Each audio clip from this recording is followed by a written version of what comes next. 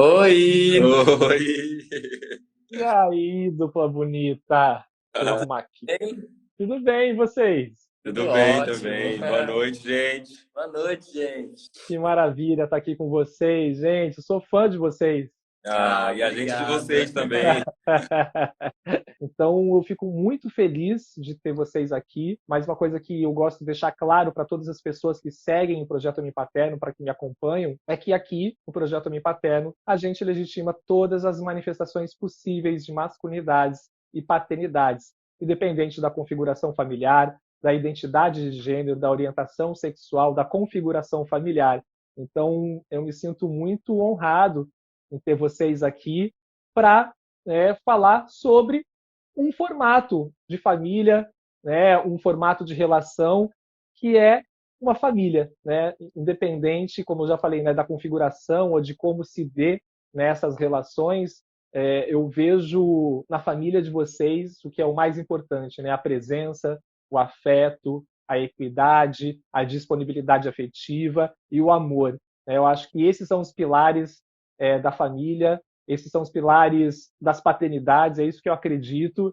Então, eu estou muito feliz de ter vocês aqui, de verdade, porque eu acho que vocês são um símbolo de tudo que eu acredito, né, e tudo que eu desejo, inclusive para o mundo. Né? Eu já até cito aqui um grande amigo meu, que é o Bruno Vilas Boas, né, do Papai Flix, já foi várias, né, já foi Paternidades Divertidas, já trocou de nome, eu falo, Bruno, você troca de nome, define, né? E ele, uma vez eu perguntei para ele, Paulo e Thiago, sobre diversidade, né? Como criar os filhos para a diversidade. E ele falou uma coisa muito bacana que assim mudou a minha ótica de vida em relação à criação das minhas filhas. E ele me respondeu assim: Thiago, a gente não precisa criar nossos filhos para a diversidade. A gente precisa criar nossos filhos na diversidade. Quando ele falou isso, fez tão sentido para mim. Eu falei, cara, é isso, né? Porque quando a diversidade ela faz parte do contexto, quando a gente está inserido ou se insere ou vai em busca disso, né? Porque de repente é isso, às vezes um próprio ciclo social dentro da minha bolha eu não tenho essa diversidade, mas quando eu me toco, eu falo, opa, né? Eu estou numa bolha e é necessário conversar com outras pessoas e com o diferente de mim não significa que seja errado, simplesmente é diferente.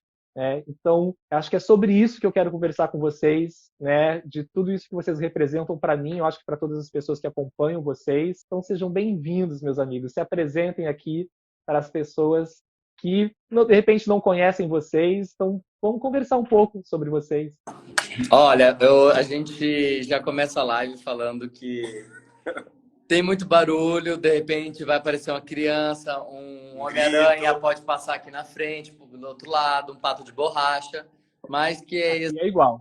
essa confusão. Então, não é falta de educação, é porque eu vou ter que acudir, que tá todo mundo no quarto vendo desenho, só que daqui a pouco a casa cai, e a casa cai mesmo, e lá resolver o pepino. Bom, nós somos a família Pessoa Tardiva, eu sou o Paulo. Eu sou o Thiago, somos casados há 11 anos, temos 2 filhos, a Sara de 8 anos e o David de 3 anos. São filhos através da adoção, estão com a gente há 3 anos, são irmãos biológicos, né? Eu já falo, porque eu sei que as pessoas sempre perguntam, e tem gente que entra depois, eles não sabem. São irmãos biológicos, eles são do Ceará, então quando eles chegaram juntos no mesmo processo, então nós fomos até o Ceará e voltamos com essas duas riquezas, a extensão das nossas vidas, na verdade. E de lá para cá, nossa vida continua uma loucura, mas muito boa, é muito bom ser pai, é muito bom ser pai deles, foi um crescimento enorme pra gente. E completando isso que você falou da diversidade, os nossos intuitos aqui na rede é justamente esse, assim, naturalizar a nossa formação familiar. A gente entende e passa para nossos filhos que nós não somos nem melhores nem piores, podemos ser uma família diferente e queremos que as pessoas comecem a enxergar a gente de forma natural, né? Durante muito tempo se falou sobre normalizar, esse termo tem que ser banido, porque nós sempre fomos normais. Então, a ideia é naturalizar e fazer que as pessoas entendam, e aí o nosso perfil é com muito humor, com muita brincadeira, que a nossa família é uma família tão natural quanto a do vizinho, quanto a sua, quanto a nossa, e é isso. Muito bom. Mas, meus amigos, vamos lá. Eu quero saber de vocês, assim, eu quero saber, né? Mas é algo que eu gosto muito de falar sobre esse despertar para a paternidade, porque eu acho que é uma crença muito comum, é uma fala muito comum, provavelmente vocês já ouviram falar, né?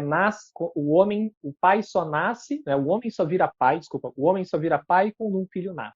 Como se essa fosse a única via, né, ou a única forma de um homem virar pai. O que até faz sentido dentro dos pais que realmente são pais que geram a vida, pais biológicos, né, que é a materialização daquele ser que sempre estava num campo, né, da imaginação. Mas eu acredito que a paternidade ela é uma construção, ela não é pautada somente num evento. Pode ser um evento, mas eu acredito nessa construção das paternidades e essa construção, enfim, vivenciado de várias formas. Uma pela apropriação das responsabilidades, né?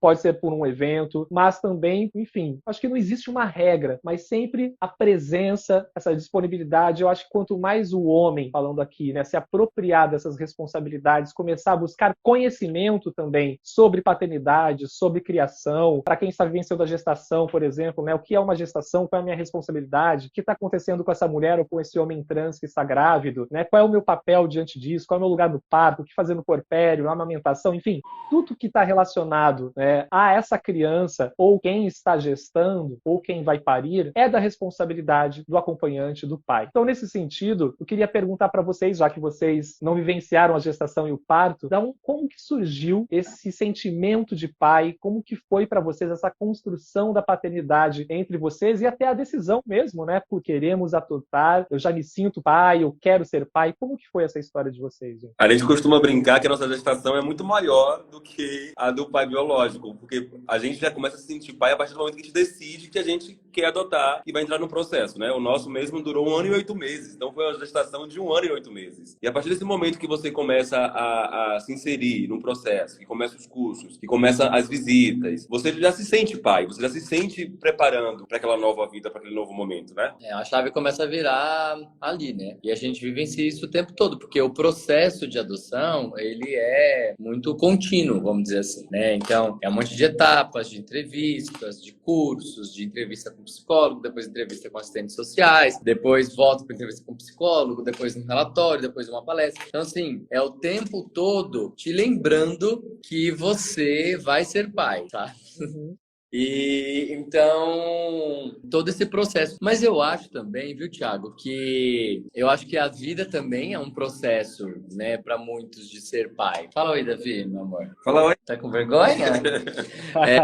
A vida já nos prepara, né, para ser pai, em muitos casos, assim, não com todos, mas assim, quando a gente quer ser, a gente sente esse dom, essa vocação, que nós dois acreditamos muito também nisso, né? Assim, a gente sempre sonhou com isso. Então, a gente nos planejou uma vida para esse momento também. Eu acredito que a mesma ansiedade que o casal biológico passa durante 9 meses, a gente passa durante o tempo do processo, assim. Eu acho que é essa mesma ansiedade, lógico, com dinâmicas diferentes, mas essa preparação, essa ansiedade, acho que é muito parecido, assim. E teve um momento que você falou, nossa, gente, agora realmente eu sou pai. Teve algum momento, assim, algum evento, algum dia? Porque, assim, dentro das paternidades biológicas, existem vários momentos. Eu já citei um que é um parto, mas, por exemplo, tem pais tentantes. É muito louco isso, né? Por isso que para mim fica muito forte essa questão da construção da paternidade, né? Pais, para quem não sabe, né? Pais tentantes, casais tentantes, são casais que estão tentando engravidar e, às vezes, demoram anos, né? E é um cenário muito velado, né? É silencioso, às vezes tem sofrimento, muito luto, né? A cada menstruação, por exemplo, dentro do casal cis, né? É dor que envolve, né? De uma frustração. E muitos homens tentantes fazem parte da rede do Projeto Homem Paterno. E eu vejo nesses caras, por exemplo, um sentimento paterno e uma expressão paterna, às vezes, mais evidente do que pais biológicos que já têm filhos, né? É muito louco isso, porque o cara ele se sente pai, ele se apresenta como pai, ele é pai. Para mim, essas pessoas são pais. né? Então, a pergunta que eu deixo para vocês, assim, teve algum momento da paternidade vocês falaram, gente, putz, agora eu sou pai de verdade, agora não tem para onde correr, ou realmente eu identifiquei que eu sou pai, né? Outros pais, por exemplo, pais biológicos, só se dão conta dessa paternidade, só cai essa ficha, né? Tem essa expressão, cai a ficha, quando começa a aparecer algum tipo de reconhecimento desse bebê em relação a ele, né? Quando o bebê identifica esse pai, começa a interação. Então, queria saber de vocês como é que foi esse processo. No nosso caso, assim, depois que a gente conheceu as crianças, que o processo estava andando, a gente se blindava muito, eu e o Paulo, de forma até inocente, porque a gente já estava envolvido, já sentia eles como nossos filhos, mas a gente tentava se blindar de uma maneira, porque a gente tinha muito medo que o processo não desse certo. Porque como se tratava de adoção tardia, a Sara chegou pra gente com 5 anos, e nem sempre a criança adota os pretendentes, a gente tinha muito medo que a adoção da parte dela não acontecesse. Então a gente ia com muita cautela em relação a isso, assim. Eu já me sentia pai, mas eu colocava na minha cabeça que eu tinha que ir com calma, que eu tinha que esperar o processo realmente andar, a guarda sair, porque aquilo aí poderia não acontecer e eu me frustrar de forma muito grande. Então, eu acho que a minha ficha de fato caiu foi no aeroporto, que eles são no Ceará, né? E quando a guarda provisória saiu, que o juiz liberou que a gente voltasse para casa com eles, eu me lembro muito da sensação no aeroporto entregando os documentos no check-in, e eu pensei, mano, agora é a gente, é nós 4 e pronto, são os meus filhos, assim. E eu tremia muito, assim, no check-in. Então, eu acho que não é nem que eu me senti pai ali, a minha ficha, de fato, caiu por causa que eu me blindava muito por causa do processo, entende? Sim. Foi exatamente isso. Quando você perguntou, já também é essa mesma resposta, assim. Quando a gente tava voltando no avião, voltando para cá, a gente se olhava assim, meu Deus, tipo, agora é hora. Porque a gente sempre teve muito essa cautela de alguma coisa dar. Nossa, só de imaginar eu já fico emocionado aqui, porque, nossa, deve ser uma coisa muito louca, né? Porque assim, vocês vão sozinhos, né? Só vocês, e na volta vocês voltam com os filhos, né? Tipo, essa viagem foi quase um parto. Né, também, porque a gente não foi rápido. Nós fomos, Sim. ficamos mais de um mês, acho que uns 35 dias, se não me engano. Depois a gente voltamos para a audiência, mas sem ter contato com as crianças, Depois voltamos para passar mais 15 dias. Então, foi um longo processo. Assim, a partir do momento que a gente conheceu, a partir do momento que eles vieram de fato com a gente, demorou quase 4 meses. Foram 4 meses. Já que a gente conheceu eles para vir para casa, foram 4 meses. Então, aquele momento de voltar, realmente, ele foi muito significativo, assim. E teve até um fato muito bonitinho assim no aeroporto, que a gente tava cheio de mala, né? Porque a gente ficou bastante tempo lá, tinha as coisas dele, a gente comprou coisas pra trazer e tal. E aí a gente entregou os documentos pro rapaz do check-in e provavelmente ali ia dar excesso de bagagem. Aí ele pegou os documentos, tinha lá a decisão do juiz, mais o nosso documento, né? E ele tinha que ler pra validar lá as passagens. E aí, lógico que ele percebeu que tratava-se de adoção. Aí ele ficou olhando para nós dois, para as crianças assim, deu um sorriso, o olho ficou cheio assim de água, ele falou assim, que coisa linda, eu vou liberar para vocês o excesso de bagagem. E aí liberou o nosso excesso de bagagem. Foi muito bonitinho. Que demais. Eles estão com quantos anos agora mesmo? 8 e 3. Sara com 8, 3. Davi 3.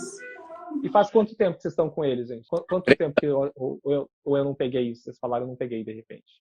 Nós estamos com eles há 3 anos. Há 3 anos. Então, que tem 3 anos era recém-nascido. A gente conheceu ele com 3 meses. Uau! Então vocês pegaram ali, tipo, todo o desenvolvimento do bebê. Como que foi isso? O Davi veio uma página em branco, assim. Porque ele chegou no abrigo com 2 dias de nascido e a gente conheceu ele com 3 meses. Então, foi bem recente. Caramba, cara. E como é que foi essa dinâmica aqui? Por que eu estou perguntando isso? Porque muitos pais biológicos, quando se deparam com essas demandas que um bebê nos apresenta, existe medo, existe, né, o mito da incapacidade paterna que nos atravessa, né, que nos diz que nós não temos a capacidade de cuidar, inclusive.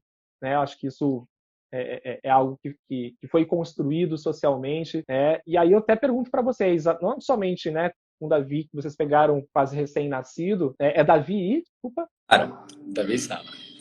Sara. E Sara, maravilha. Né? Como que foi isso, essa questão do cuidado para vocês?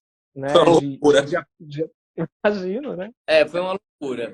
A gente não se sentiu travado, não, tá? Que nem exemplos de que às vezes acontece, é super compreensível a situação, a gente não se sentiu travado, não. Mas a gente se sentiu perdido, sim. Porque é de fato, assim, são duas crianças chegando ao mesmo tempo. Então, assim... Com dinâmicas com diferentes. dinâmicas diferentes. Menino, uma menina, um tem 7 meses, outro tem 5 anos. Vem de uma... Eles já vêm com uma bagagem, história de vida. Eles não são uma página em branco. A Sara, por ter 5 anos, ela já tinha um repertório de vida, ela já passou por uma história. Então, assim...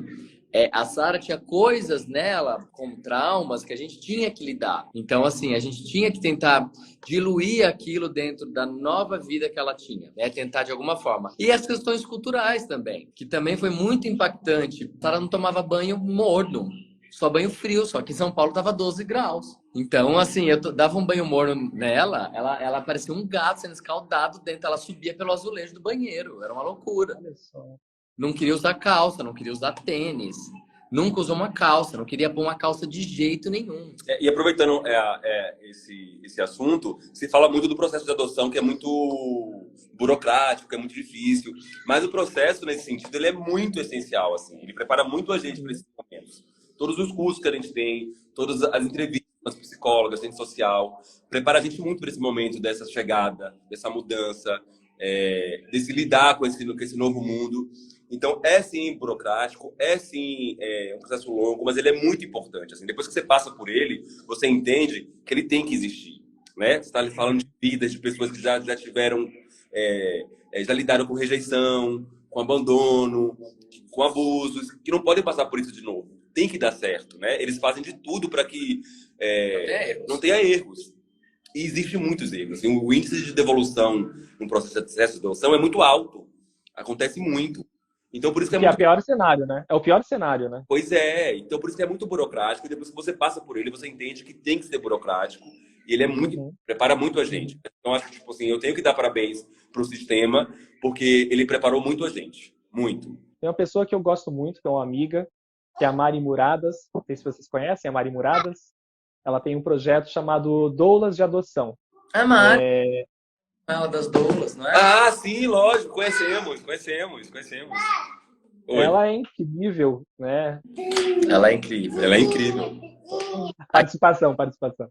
A Mari, eu fiz uma live com ela um tempo atrás, né, sobre adoção, e ela me trouxe justamente isso que vocês falaram, né, desse processo que é burocrático, mas que ele é super necessário justamente para evitar essas devoluções, que é o cenário mais traumático para uma criança. É tudo que ninguém quer, né, das pessoas que trabalham com adoção, que se preocupam com essa criança, é que isso aconteça de fato, né? E ela me falou uma coisa muito legal, que para mim fez todo sentido, que é: até todas as crianças precisam ser adotadas, até as crianças biológicas, né? Como os pais. Por quê? Porque é um vínculo. Assim como os pais também têm que ser filhos. Tem gente Exatamente. de forma biológica e não são adotados não são adotados, nunca. O pai biológico não consegue adotar aquela criança como filho, e o filho cresce não conseguindo adotar aquela pessoa como pai. E são situações que transcendem e podem entrar em várias questões aqui que a gente teria que discutir durante 5 dias. Mas entende que são várias questões, né? Exato. E a gente pode colocar até questões, enfim. Mas são muitas questões. Então, o processo ele é muito importante para isso, principalmente quando a gente fala de uma criança que tem mais de 3 anos de idade, né? Porque é uma criança que ela já entende. E às vezes ela entende que o abrigo é o lar dela e ela não quer sair de jeito nenhum. Por isso, até eu vou falar um fato curioso. Quando uma criança sai dos seus genitores, por ambas questões, né, que elas chegaram a esse momento, ela chegou ali e ela precisa passar por um processo como se fosse de luto. Ela não entra para adoção, mesmo ela já sendo destituída do poder familiar, mesmo ela sendo destituída desses genitores. É como se na documentação dela não existisse mais pai e mãe. Então ela está apta para adoção. Só que dentro da psicologia, essa criança ela precisa vivenciar esse luto. Ela precisa entender o que aconteceu com ela antes dela ir para uma casa. Por quê?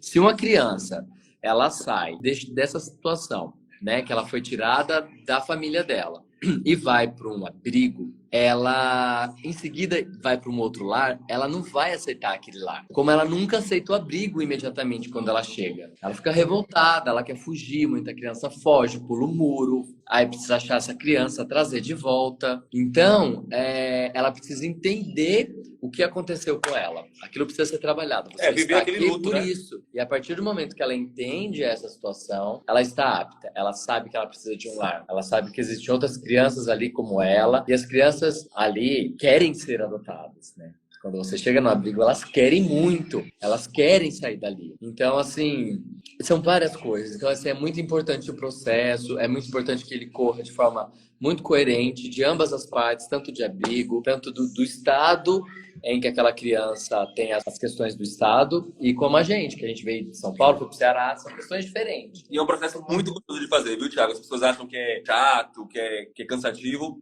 Pra mim foi super importante. Foi de um autoconhecimento, assim, incrível, de um crescimento incrível como pessoa também. É uma preparação, né? É uma preparação. Muito bacana de se fazer, assim, tipo, muito bacana mesmo. Adorei fazer o processo de adoção. Foi super importante e foi essencial. Bacana, gente. Deixa eu ver aqui que tem aparecendo umas perguntas aqui. Vamos ver. A Rose está perguntando para vocês, amados, por que foi aqui no Ceará? Tá. O nosso processo, quando você faz seu cadastro, você pode escolher que ele seja nacional ou no estado. A gente escolheu que fosse nacional porque a gente entendeu na época que poderia ser mais rápido, por ter mais opções, né, do nosso perfil, bater com o perfil da criança que a gente pretendia. Então a gente escolheu que fosse nacional, então ela poderia vir de qualquer lugar do país. Bacana. Deixa eu ver aqui que tem mais. Qual foi a reação quando descobriram que seriam 2 e não uma criança? Vocês sempre quiseram 2? Ou como é que foi essa situação aí? Como é que foi isso? Foi um susto no princípio, assim, pra gente, porque a gente só descobriu isso quando chegou lá, por isso no abrigo, assim, porque não estava imposto, teria que ser os dois. A gente foi lá para conhecer uma criança. Vocês deixam, quando vocês devem preencher um formulário dizendo que vocês estão abertos para adotar irmãos.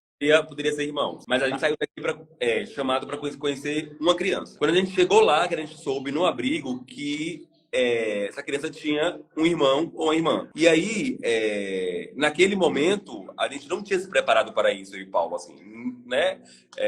Porque a gente saiu daqui para conhecer uma criança. E aí você toma aquele susto. E na época, o juiz entendia que poderia separar, o juiz que estava lá residente, que era o juiz que estava tirando férias do juiz, que ainda ia assumir, e o promotor, o Ministério Público, entendia que não deveria separar. E aí cabia a gente entrar no processo solicitando, requerendo uma criança ou 2. E aí eu e Paulo ali, incumbidos daquela emoção, né, se olhou e falou assim, a gente vai embora nós 2 ou vai os 4, assim, bota água nesse feijão, porque a gente não vai fazer isso nem com eles, nem com a gente. Na hora a gente faz assim, né, ó.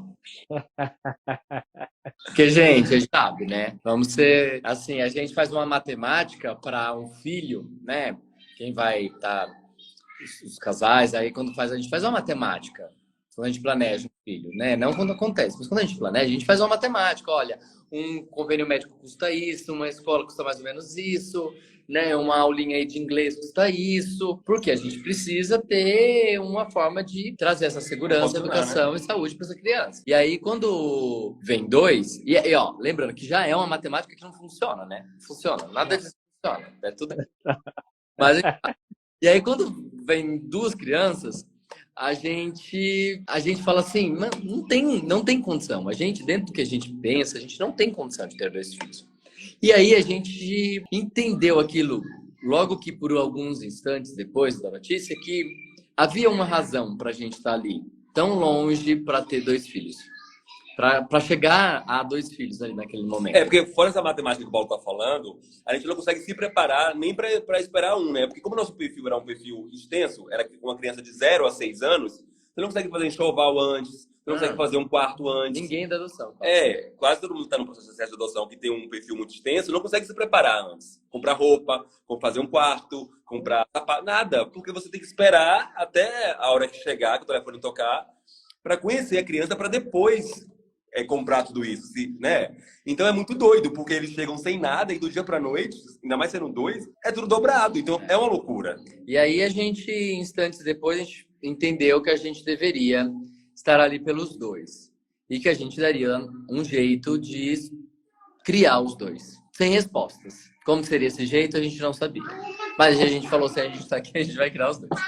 E aí continuamos ali. ok, continuamos nesse processo. Ao longo desses 30 dias ali com o abrigo, a gente entendia não só os nossos filhos, mas a gente entendia a realidade daquelas 18 crianças que tinham ali no momento, com várias questões e de várias idades. E a gente percebeu que, na verdade, toda aquela matemática que a gente fez não adianta de nada, porque não é sobre isso. Não é sobre a aula de inglês, a natação, a melhor escola, não é. O que aquelas crianças precisam com urgência, isso é muito importante dizer, é de um lar, porque elas têm uma segurança dentro do abrigo, mas é impossível elas terem educação, porque são muitas crianças, é tudo muito sistêmico, sabe assim? Então, assim, a gente entende que eles precisam de carinho, de amor, de casa, de lar, de atenção focada a ele, a um ao outro apenas, entende? Então, a gente viu que a gente estava no caminho certo. Não ia ter inglês mesmo, não ia ter natação, não teve até hoje, mas que eles teriam esse lar e teriam esse suporte primordial na existência humana, eu acho. Que demais isso, né? E faz muito sentido isso, né? Que é esse lar, esse afeto, né? Conversando com a galera também aqui do grupo, né? Porque assim, o pessoal engravida, daí já começa a fazer, já abre uma planilha, né? A primeira coisa, né? Você pai já, planilha, né? Começa ali a fazer a pesquisa, né? E aí é muito louco, porque eu vejo a galera pesquisar umas coisas caríssimas para mim, né? Para minha realidade, né? Eu falo, gente, né? E cara, pro bebê, pra criança, principalmente pro bebê, né? Mas acho que para todas as crianças, é indiferente se vai ser um carrinho da McLaren ou se vai ser uma caixinha de tênis, cara.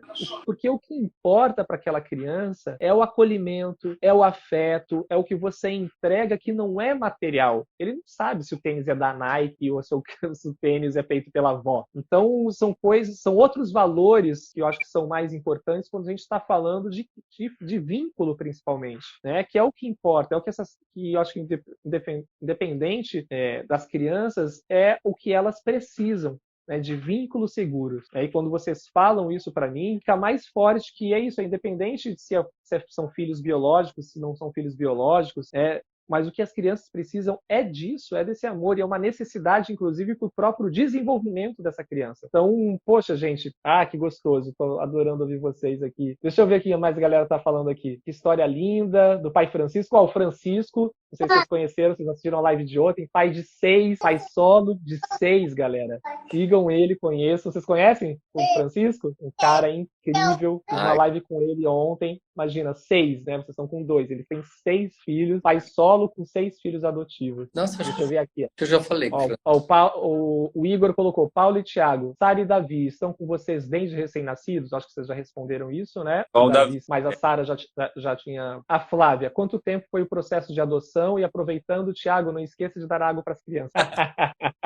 Nossa, mensagem o dia inteiro. Tá pronto aqui tratado, gente. Eu acho que vocês já responderam essa pergunta também, né? Do processo de adoção. Foi gente, 1 ano e 8 meses, né? Isso, um processo. Queria saber como é que foi, assim, que eu acho que a gente falar um pouco, né, sobre como que a sociedade enxerga vocês dentro, né, da configuração familiar de vocês, né? Como que foi isso? Como que no evento Pai, os Desafios das Paternidades Atuais do ano passado, houve uma mesa de discussão que era justamente como preparar os nossos filhos para os tempos atuais, né? Vendo que, assim, acho que tá nítido como as divergências, né, discursos de ódio estão latentes, né, a intolerância, e principalmente com as pessoas, eu nem uso esse termo minorias, né, porque não são minorias, mas assim, né, que diferem, né, da família tradicional brasileira. Como que é isso para vocês? Aconteceu algum episódio? Enfim, como que vocês levam isso, tanto em relação a vocês, mas em relação às crianças também, né, diante desse mundo mais maluco? Bom, começa que as pessoas, elas não são corajosas, né? Então, elas querem ofender, mas é sempre pela internet, dentro de um perfil fake, de um perfil sem foto, e ela usa a plataforma para ofender. Então, atinge às vezes, porque acaba sendo muita gente do nada, assim, a gente tem episódios de um vídeo que a gente coloca, e naquele vídeo é invadido, assim, parece que que foi combinado, assim, que vem muita gente ao mesmo tempo e falam coisas muito pesadas. Mas no dia a dia, na rua, na loja, quando vai comprar uma coisa, no mercado, na padaria, no dia a dia, é muito legal o que a gente recebe. É muito bom. Muito, muito, é sempre muito bom, sempre muito carinhoso. Então, assim, a gente precisa falar que o preconceito existe, ele tá aí, ele muitas vezes ele é muito cruel porque as pessoas não filtram assim, é uma coisa muito bizarra a forma que fala, sabe? Assim, chega até a ameaçar de morte. Mas no dia a dia mesmo, assim, na rua, com as pessoas, é muito bom. E a gente recebe muito amor mesmo, assim. A gente tem lá o nosso Instagram, a gente recebe mensagem todos os dias. A gente gostaria de responder as pessoas todos os dias. Pessoas que oram pela gente, que falam Deus abençoe vocês, que pra mim isso é a melhor frase que eu posso receber no meu dia. É o dia inteiro, é o dia inteiro. Então, assim, o saldo é muito mais positivo do que negativo. E o debate, como a gente está fazendo aqui, como a gente também proporciona lá, e outras famílias como a nossa também proporcionam, é muito importante, assim. Porque a gente existe, não dá para colocar a gente debaixo de um tapete, não dá para enfiar a gente dentro do armário, porque a gente não vai voltar. Então, é isso aí. Cara, muito bom. Outro dia, estava conversando com a Yara está com 5 anos, né? E a gente conhece alguns casais de mulheres, casais de homens, e tem um casal de mulheres bem próximos a nós, e aí elas ficaram na nossa casa. Mas a Yara, ela não percebeu que era um casal, né? Beleza, porque elas estavam ali convivendo. E aí a Yara perguntou: quem que é, né? Quem que é essa pessoa? Eu falei: amiga do papai, né? Ela tá aqui. E quem que é a outra pessoa? Porque ela só conhecia uma, né? E quem que é outra pessoa? Daí eu falei: é a namorada, né, da amiga do papai. Ela: namorada? Mas pode? Eu falei: claro, filha. O que mais importa é o amor entre as pessoas. Pode ir menina com menino, né, mulher com mulher, homem com homem. Isso não define nada. E ela: tá bom, acabou É, o papo. nasce com preconceito. Sabe? Ela nasce zerada, assim, o primeiro contato dela com essas coisas é na família, é o que ela vai aprender em casa, né? A primeira referência dela são os familiares, o que ela vai ouvir, o que vai passar pra ela. Na minha família não tinha nenhum casal de 2 homens, nem por isso eu fui hétero, entende? Então não vai ser isso que vai fazer a criança ser ou não ser. Exato. Então, se todo mundo ali, né, no seu ciclo familiar, na sua primeira família, tivesse esse olhar que você tem, esse discurso que você tem com a sua filha, o mundo seria outro, porque a criança ela vem zerada. Ela não nasce e fala, não gosto disso nem daquilo. Ela aprende a não gostar disso ou daquilo. Sim. Não, e o que eu achei mais legal é que, assim, a naturalidade, né? Sim. Que ela recebeu essa informação, né? Não teve, nossa, mas e se isso? E o problema? E o que vai acontecer, né? Porque esses questionamentos são questionamentos de nós adultos, né? Que já vem com conceitos, com preconceitos, com crenças, né? Para ela, foi uma resposta, e isso eu aprendi, né, com outros profissionais, que a gente responde aquela pergunta, Sim. né? Porque a gente fica com tipo, não, como que eu vou explicar? O que vai acontecer, Mas eu como também que ela vai a forma natural entender. que você explicou também diz muito, sabe? Ela Sim. também bebe de forma natural, porque o pai dela, que é alguém que ela confia, que ela tem como referência, explicou pra ela de forma natural. As pessoas perguntam assim, a Sara já perguntou, questionou porque ela tem 2 pais, eu falei assim, Não. nunca. Nunca, nunca, nunca.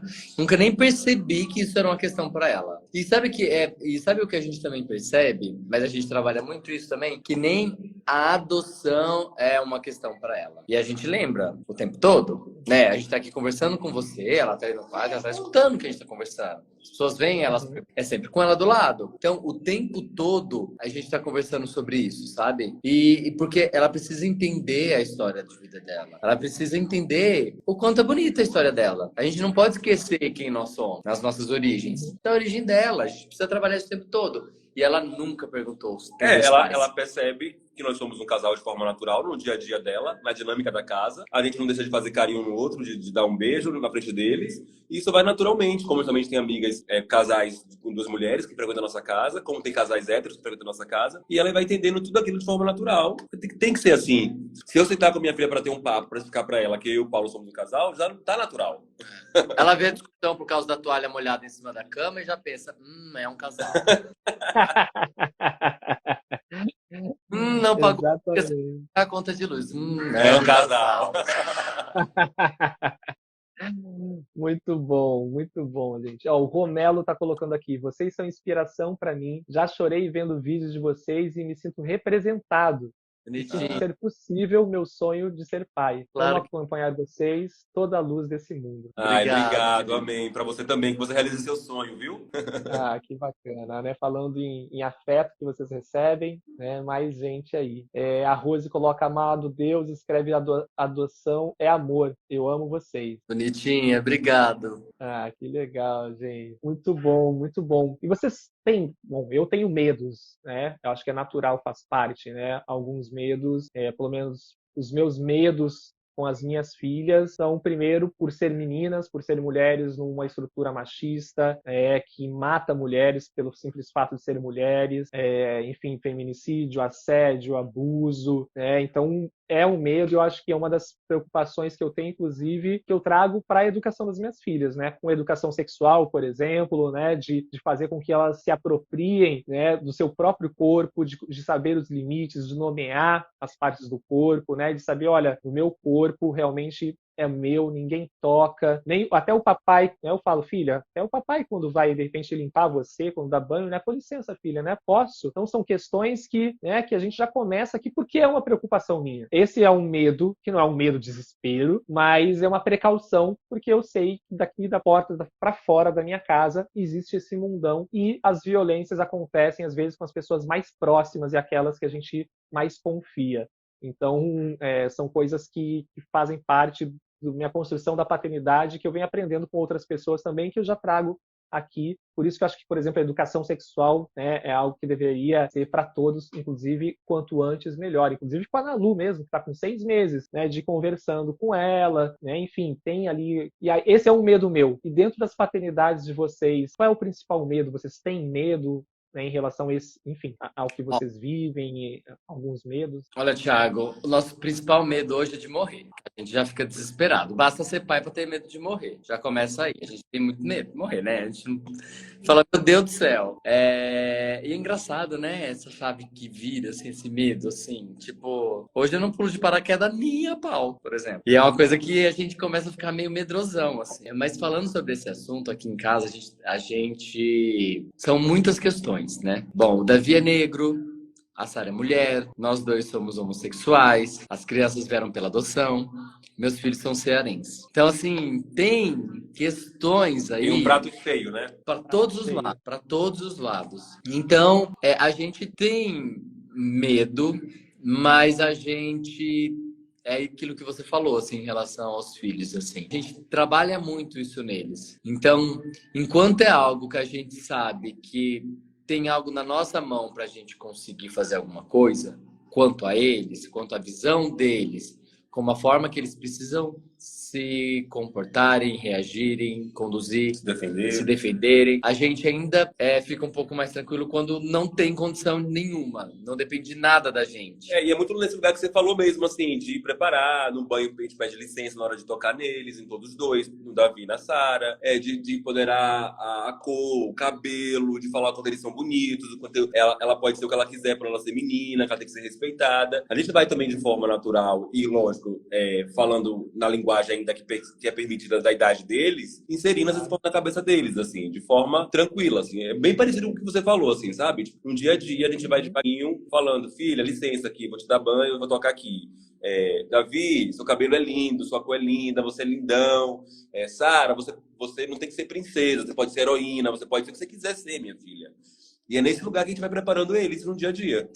A princesa só fica esperando o boy chegar no fim da história pra fazer ela feliz. Então a gente sempre tá falando isso também, sabe? Que não precisa esperar príncipe encantado nenhum pra ela ser feliz. Pode ser feliz sozinha, não precisa ele chegar pra te libertar de nada. Ele não vai te libertar de nada. Você já tá livre. Que ela vai ser mãe se ela quiser ser mãe, que não é obrigação ser mãe, que ela pode ter a profissão que ela quiser ter. Então a gente vai, né? Quando a gente vai falar de... Que sempre tem isso, né? A gente como gays, assim, a gente sempre vê... já tem namoradinha na escola, né? A gente nunca... Mas tudo que entra, assim, quando a gente tem que falar uma coisa assim, filha, você não pode ser assim, né? Esse tipo de comportamento vai te dificultar, você precisa se relacionar com as pessoas, você vai trabalhar, né? Você vai ter um namorado ou uma namorada. Então, a gente sempre coloca várias questões, assim, tentar deixar a cabeça deles mais aberta possível para que eles sofram também, para que nada seja doloroso.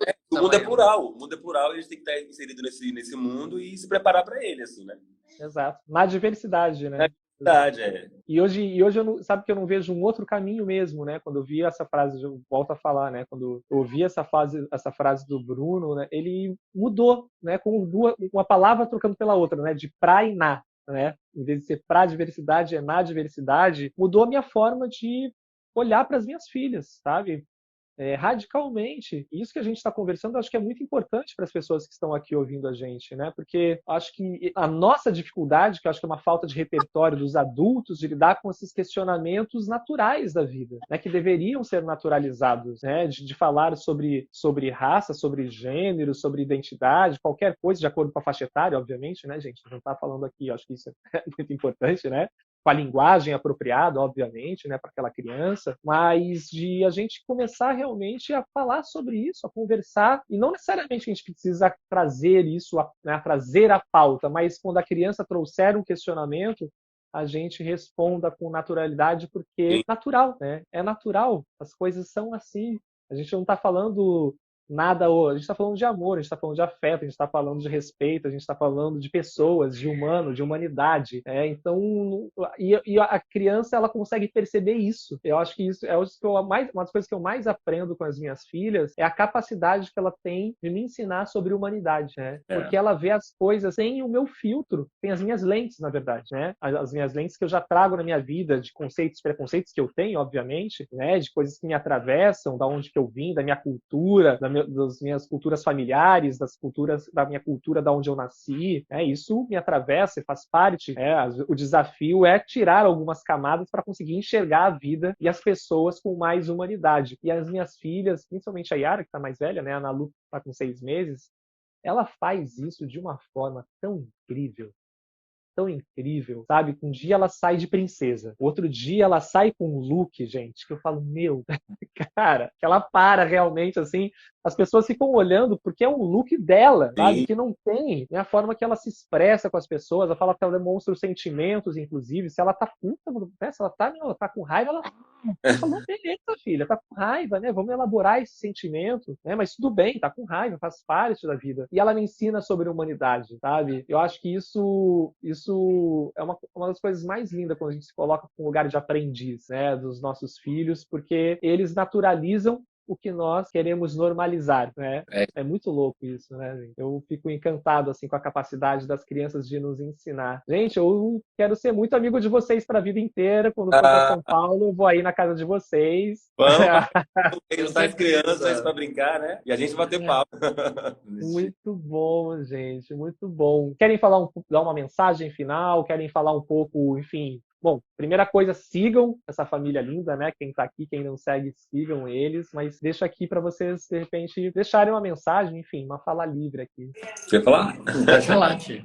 Primeiro, agradecer, Thiago, pelo convite, pela oportunidade. A discussão ela é super importante, né? A gente tem que naturalizar todas essas questões mesmo. Como a gente falou aqui o tempo inteiro, o mundo é diverso, ele é plural, tem que ter respeito, tem que ter amor. A gente está aqui não querendo ser melhor nem pior que ninguém. A gente pode ser diferente, mas pode ser todo mundo igual e conviver em harmonia com muito amor. Assim, nossos intuitos aqui na nossa rede social é só naturalizar nossa formação familiar. Obrigado por esse lugar de fala aqui, por essa oportunidade. É muito importante. Parabéns pelo seu trabalho. Verdade, viu? Muito obrigado por nos convidar. Muito obrigado pelo seu trabalho, por estar sempre levantando essas questões que são tão importantes para a gente, tão necessárias para o mundo. E o nosso recado, eu acho que conversem com seus filhos, assim, de forma muito tranquila, não tenha medo dos assuntos, sabe? Entenda os assuntos e traga para eles de forma muito natural. Eu acho que a gente precisa, nosso dever, quanto pai, é criar gente boa para esse mundo, porque o mundo está precisando de gente boa. Gente chata tem demais. Gente com ódio tem demais. Né? Gente que sempre tem uma palavra que vai machucar alguém tem demais. Então, assim, que os nossos filhos... É isso aí. Os nossos filhos estão na nossa mão para isso. Para que eles sejam gente boa, assim. O mundo precisa de gente boa. Exato. E nós, enquanto pais, eu acredito muito que nós somos esses agentes transformadores. Sim. Né? Porque a gente está deixando um legado. E eu acho que o maior legado que a gente pode deixar para o mundo são crianças, que compreendam que o afeto é transformador, né? Que o afeto, que o amor, ele transforma, que é isso que talvez tenha que ser aí o fio condutor da vida das pessoas, né? Mais do que qualquer outro preconceito, conceito, qualquer outra coisa, né? Forte abraço, um abraço coletivo, né, das nossas famílias aqui, com todos vocês que estão presentes, gente. Sintam-se fortemente abraçados. Obrigado, Obrigado Thiago. mesmo. Parabéns pela família, viu? Obrigado a todos que estavam aqui, viu? Obrigado a todo Obrigado mundo. pelas mensagens. A gente amou. Um beijo no coração. Valeu, gente.